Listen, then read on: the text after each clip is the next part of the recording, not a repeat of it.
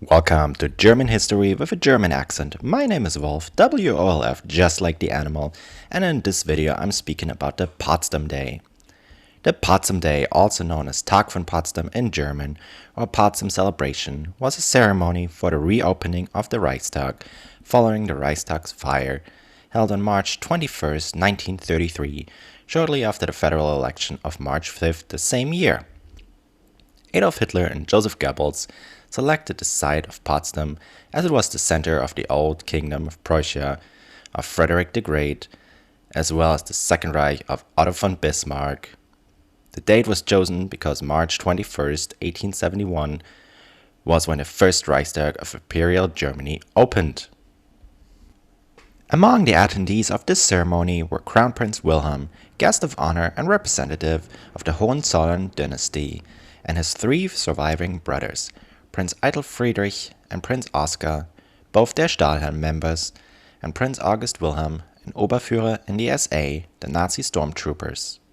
Prince Adalbert was the only brother who did not attend the ceremony.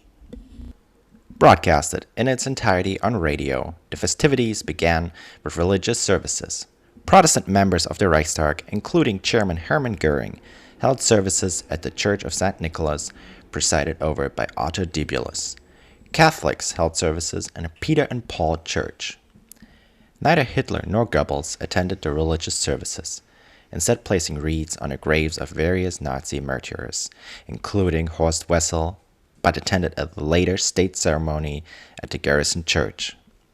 Speeches were held by President Paul von Hindenburg and Adolf Hitler, the new Reich Chancellor, after which the two had a solemn handshake, symbolizing the union of the old monarchy and the new power.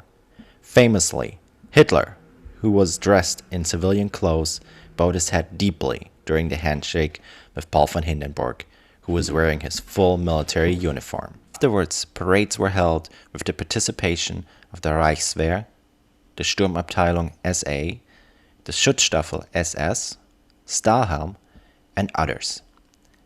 Finally, the deputies convened the new Reichstag at Kroll Opera House, as the original Reichstag building had been rendered unusable by the fire of February 27, 1933.